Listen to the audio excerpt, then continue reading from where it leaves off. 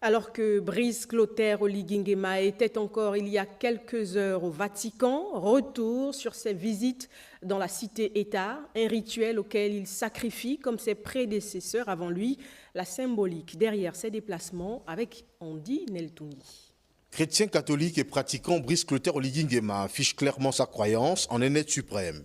Depuis sa prise de pouvoir au soir du 30 août 2023, le général Oligui dévoile sa foi.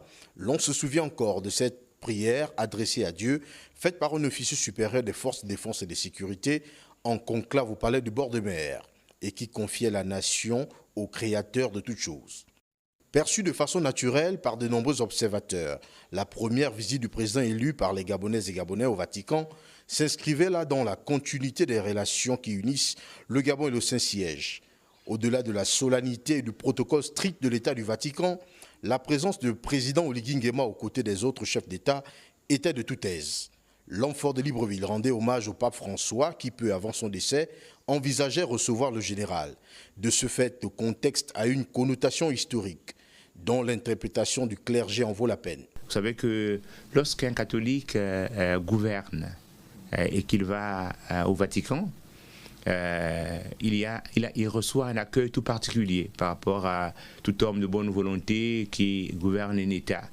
La tradition veut que pour les fils catholiques en charge d'un État, d'une responsabilité du peuple, un tapis rouge soit déroulé pour accueillir ce fils qui est en responsabilité dans la gestion d'un État. C'est une vieille tradition et donc et notre président a eu cette opportunité, ce privilège d'être accueilli ainsi. Le 19 février 1982, le pape Jean-Paul II adressait ce message à l'Église catholique d'Afrique. 43 ans plus tard, c'est finalement le Gabon qui porte haut cette pensée d'alors à travers le positionnement de son leader qui vient d'effectuer le deuxième voyage pour la basilique Saint-Pierre pour prendre part cette fois-ci à la messe inaugurale du pontificat du pape Léon XIV.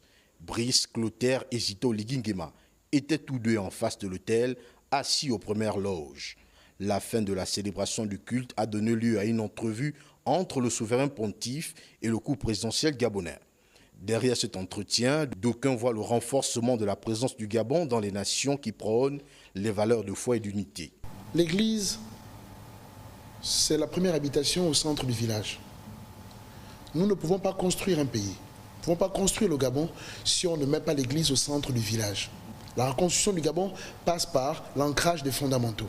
C'est l'église au centre du village, c'est l'homme au centre de l'intérêt et c'est l'épanouissement de l'homme avec son ensemble. L'homme, l'église et tout ce qui y converge.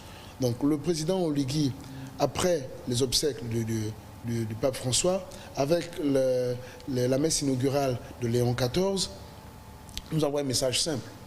Il a fallu un sursaut de foi, d'espérance et d'amour pour le pays pour faire le coup de libération.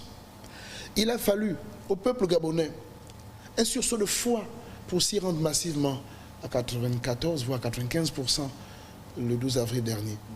Donc, il faut encore un sursaut de foi pour ramener le Gabon au centre du village. Les deux sorties du président de la République gabonaise au Vatican s'inscrivent dans la dynamisation des relations qui durent depuis plus de 50 ans entre ces deux États.